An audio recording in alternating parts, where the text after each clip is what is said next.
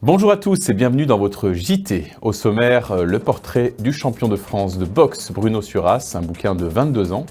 La préparation des commémorations du 8 mai 1945, l'inauguration du rond-point Yorki Colli, officier tchadien, libérateur de la France et compagnon de la Libération. Et à ce titre, nous recevrons en duplex le général de division Christian Baptiste, qui représente cette institution.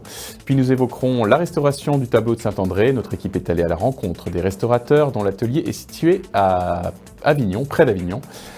Enfin, ce JT sera suivi par la météo. Bouc-Bel-Air a ses champions et pas n'importe lesquels. Celui que l'on vous présente aujourd'hui est champion de France de boxe. Il s'appelle Bruno Suras. Nous vous proposons de découvrir le portrait de ce bouquin de 22 ans.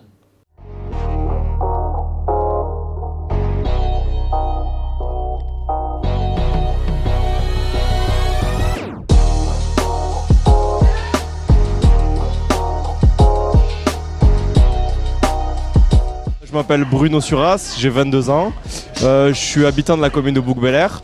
Je suis boxeur professionnel, je suis champion de France professionnel, j'ai 19 combats et je suis invaincu.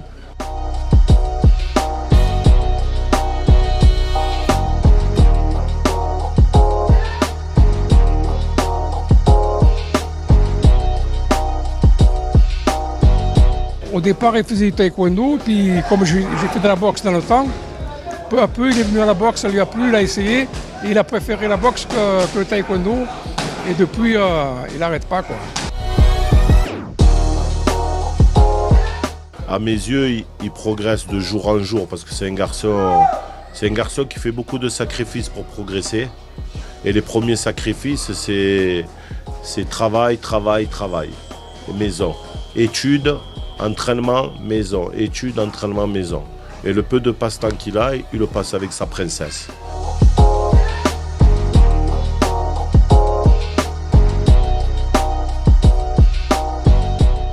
Pendant la crise sanitaire, ça m'a fait 1 an sans boxer. Du coup, on s'est entraîné dans le vide, mais il ne faut pas lâcher. Justement, c'est là qu'on reconnaît un champion. Du coup, on ne s'est pas lâché, on a continué à s'entraîner. Et ça a été compliqué pour s'entraîner. On s'entraînait dans le garage de mon entraîneur.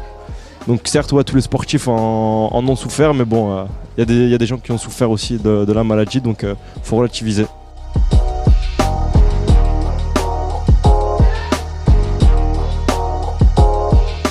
En tant que boxeur pro, on ne gagne pas sa vie, justement on est payé au cachet à chaque combat. Du coup c'est trop précaire pour justement vivre de ça. Du coup parallèlement à ça, je fais mes études. Je fais mes études de droit et pour justement concilier mon avenir professionnel avec mon avenir sportif. C'est une certaine rigueur. Déjà on fait un sport de poids, donc au niveau de l'alimentation il faut faire très très attention. Il faut s'entraîner régulièrement, même quand on n'a pas de combat, il faut toujours être prêt. Et justement il faut bien dormir, s'entraîner, donc ça implique pas beaucoup de sorties, beaucoup d'entraînement, des sacrifices au niveau de la vie sociale, mais il faut passer par là.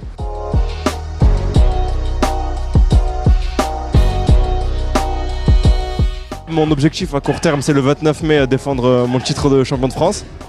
Et après pourquoi pas passer à l'étape supérieure, à l'étape européenne et justement gagner le titre.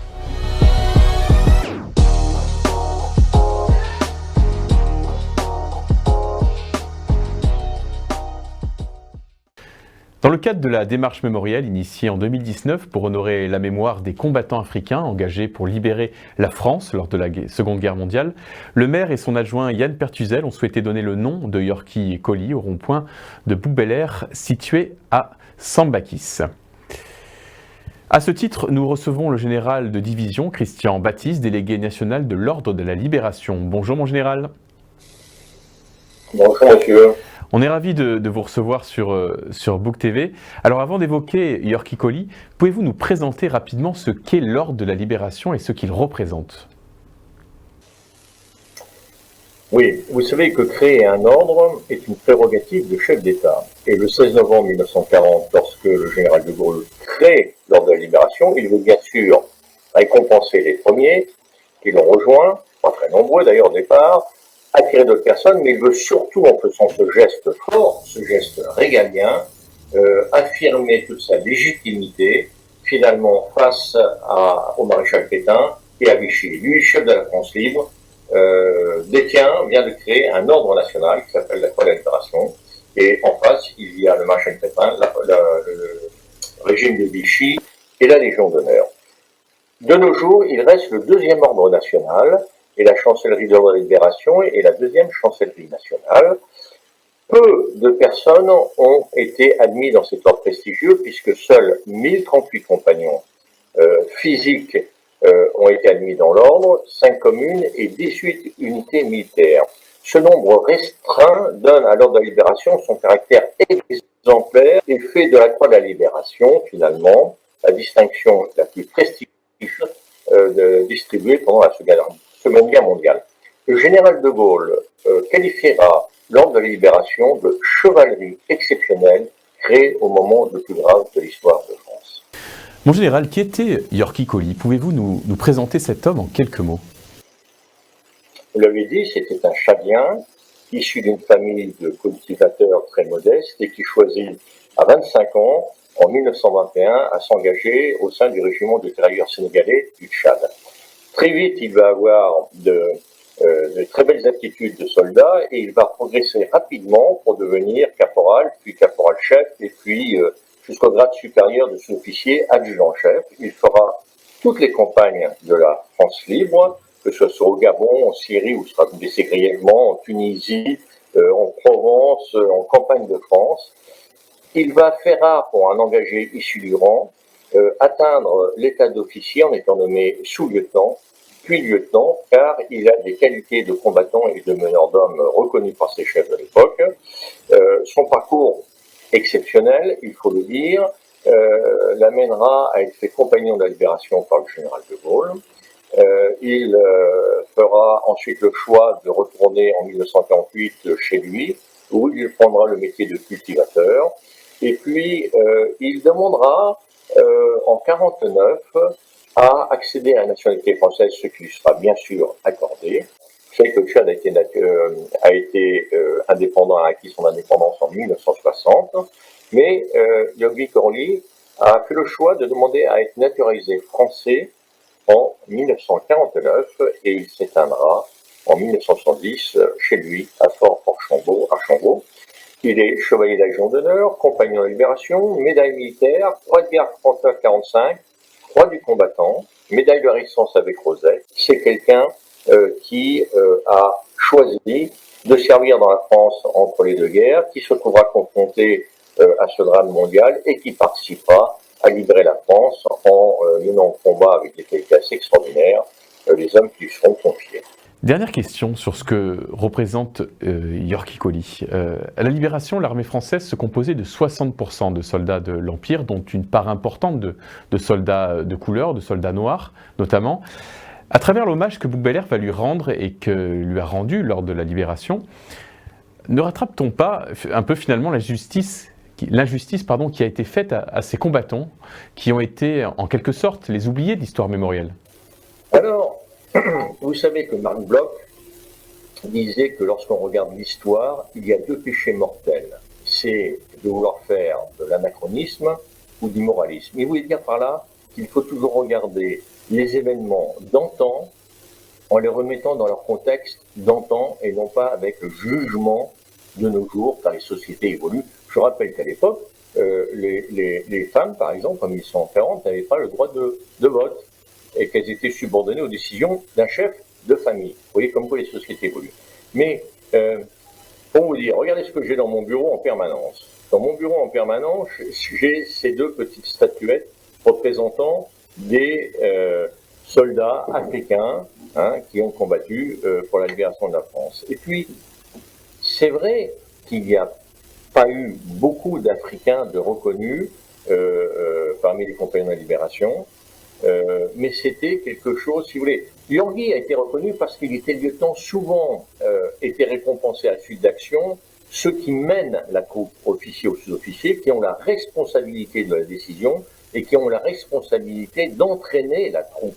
Vous avez plein de soldats métropolitains dans les rangs des forces françaises libres qui n'ont pas été plus récompensés que certains Africains. Mais il est vrai que les Africains ont parfois, et en particulier suite au phénomène de l'accession à l'indépendance, un peu oublié. Mais comme les choses sont toujours complexes dans la vie, je voulais vous dire, le Mont Valérien, qui est le monument qui honore les combattants de 40 à 45. Hein, c'est le monument de la France combattante. Il y a au sein de cette crypte, qui sera rejointe d'ailleurs par le dernier compagnon, c'est la volonté du général de Gaulle, vous avez 16 personnes, hommes, femmes, résistants d'intérieur ou ayant combattu dans les rangs de la France libre. Et bien parmi ces 16 personnes honorées, un quart sont des ressortissants de l'Empire. Vous avez un Marocain, vous avez un Tunisien, vous avez un Tchadien et vous avez un Burkinabé. Vous voyez que les choses sont plus complexes. Un quart, ce sont des centaines de milliers de personnes finalement qui ont combattu et qui ont été touchées par ce conflit. Eh bien, un quart dans le monument qui honore, un quart sont des ressortissants de l'Afrique noire ou du Maghreb, anciennement dans les forces françaises de l'Empire. Vous voyez, en histoire, les choses sont toujours complexes. Merci mon général d'avoir accepté notre invitation sur Book TV. Et nous donnons rendez-vous à tous les habitants de Bouc-Bel-Air samedi 8 mai à 11h30 sur la place de l'Hôtel de Ville puisque, comme vous le savez, les cérémonies patriotiques sont l'un des seuls événements autorisés en ces temps de crise sanitaire. Notez tout de même qu'un strict respect des gestes sanitaires sera observé. Vous êtes nombreux à plébisciter nos reportages sur le patrimoine, notamment ceux qui concernent l'église de Bouc-Bel-Air. Aujourd'hui, nous partons près d'Avignon pour découvrir le fabuleux travail des restaurateurs de l'un des chefs-d'œuvre de la commune, le tableau de Saint-André.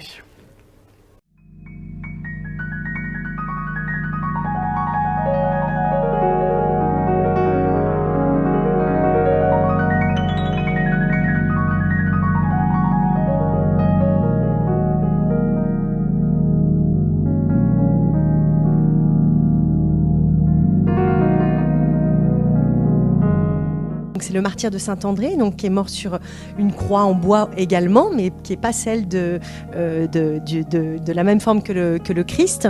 Et donc c'est le moment où donc Saint-André va mourir. Là, les anges sont en train donc de lui apporter la palme du martyr. Et donc les soldats qui se sont occupés de lui et qui vont malheureusement s'occuper évidemment de le mettre sur la croix sont également présents dans un angle. Mais les anges qui viennent du ciel en fait apportent de la profondeur puisqu'on est sur un premier plan très brun et puis les anges arrivent et le ciel s'éclaircit et donc voilà, Saint-André va bientôt mourir et la palme est bientôt dans ses mains.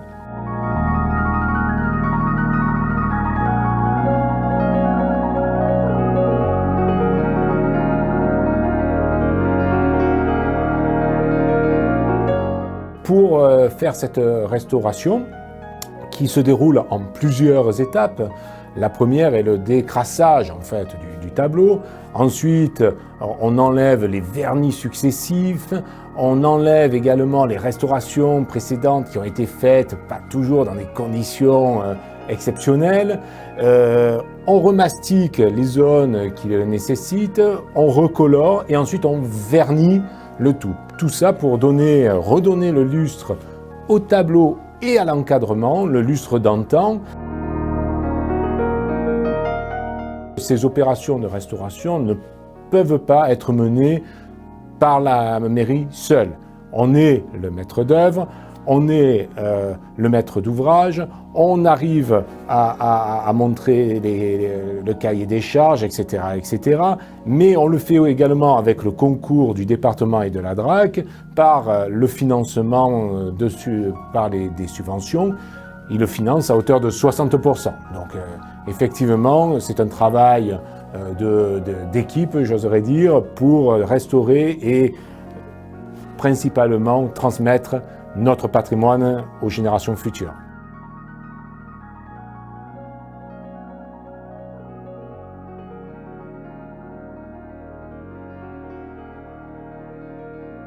La restauration, c'est quand même un moment privilégié dans la vie, non seulement de l'œuvre, mais dans la vie du restaurateur également. Parce qu'on rentre dans l'intimité de l'œuvre, on comprend des tas de choses de sa vie matérielle, hein, mais aussi de sa facture, de la chronologie d'exécution de l'œuvre. On comprend beaucoup de choses, on redécouvre des détails, on découvre parfois des signatures ou des détails cachés par d'anciennes restaurations ou parce qu'ils se sont abîmés. Donc c'est toujours très émouvant de pouvoir restaurer une œuvre, mais ce qui est aussi également émouvant, c'est de pouvoir présenter une œuvre à nouveau lisible et de voir donc l'émerveillement des gens qui la redécouvrent et qui parfois ont passé toute une vie à passer devant sans vraiment la regarder et puis qui tout d'un coup vont pouvoir se poser, et ça c'est valable aussi pour les particuliers qui passent devant des œuvres chez eux pendant tant de temps et qui un jour tout d'un coup vont revoir les tableaux qu'ils possèdent, et c'est pareil dans le regard de tout le monde.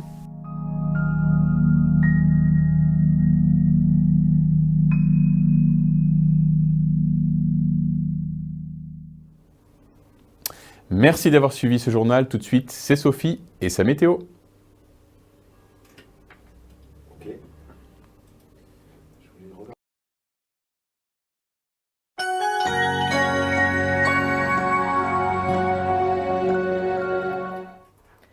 Bonjour à tous. Vous êtes nombreux à m'avoir passé commande pour un peu de soleil. Eh bien, il semblerait que le ciel vous ait entendu. La chaleur n'est peut-être pas tout à fait au rendez-vous, du moins pour aujourd'hui, mais vous savez bien qu'on ne peut pas tout avoir. Regardons ensemble et en images ce qu'il va se passer cette semaine. Eh bien, demain mardi, ça tombe bien, nous aurons du soleil. Il sera franc et nous ne devrions pas avoir de nuages susceptibles d'assombrir notre journée. Les températures ne sont pas encore extraordinaires, un peu comme aujourd'hui. Elles sont d'ailleurs légèrement en dessous des normales de saison, avec 11 degrés le matin et 18 degrés grand maximum pour l'après-midi. Ce seront les Sylvains qui seront à l'honneur ce mardi. J'en connais justement un qui est devant moi et qui réalise et monte toutes ces belles émissions que vous regardez, dont ce JT que vous suivez. Alors Sylvain, merci et bonne fête à toi. Je sais que tu te demandes quel sera le dicton du jour. Eh bien, il est plutôt pas mal, car c'est à la Saint-Sylvain que le malin vend son vin. Je n'épilogue pas sur ce dicton et on enchaîne directement avec mercredi. On garde le soleil. Il y aura quelques passages nuageux dans la matinée, mais le soleil continuera de briller tout l'après-midi. Côté température, elle monte légèrement puisque nous aurons 14 degrés le matin et on atteindra 20 degrés l'après-midi. C'est un prénom d'origine hébreu que nous fêterons. Ce sera la Sainte Judith. On espère que le dicton se révélera vrai puisque le temps de la Sainte Judith va durer jusqu'au 10. Jeudi, le soleil sera à nouveau caché derrière les nuages, qui seront tout de même importants. Ils ne nous amèneront pas de pluie, ce qui est déjà pas mal. On perdra quelques degrés puisqu'on retrouvera les 11 degrés de mardi pour notre matinée et le thermomètre n'affichera pas plus de 18 degrés pour l'après-midi. Nous fêterons les prudences. Le dicton qui l'accompagne est quelque peu surprenant, car à la Sainte Prudence, s'il pleut, s'il vente, peu après les moutons dansent. Eh bien, il n'y aura pas non plus de festivités dans les prés cette année, les moutons ne danseront pas. Vendredi, on gardera la même carte que jeudi, un soleil voilé par les nuages, par contre on gagnera de la chaleur. Enfin, les températures remonteront. 15 degrés pour le matin et on devrait atteindre 22 degrés dans l'après-midi. Des températures qui seront tout de même un peu plus normales pour la saison.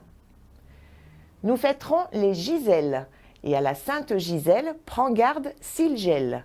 Au vu des températures, nous ne craindrons pas Gisèle. Notre week-end, enfin, devrait être chaud. Un ciel ensoleillé en partie, avec toujours ces quelques nuages qui se baladent par-ci par-là, surtout pour la journée de dimanche. Des températures qui remontent nettement par rapport au début de cette semaine, puisqu'elles varieront entre 15 et 25 degrés. Voilà vos demandes exaucées côté temps, bien sûr, grâce à ces prévisions. Une belle semaine ensoleillée et un week-end qui s'annonce sous le signe des transats et barbecue. Profitez-en car la semaine prochaine, ce sera les Saints de glace. Nous verrons ce qu'ils nous réservent ces trois-là. Alors bonne semaine et à lundi prochain.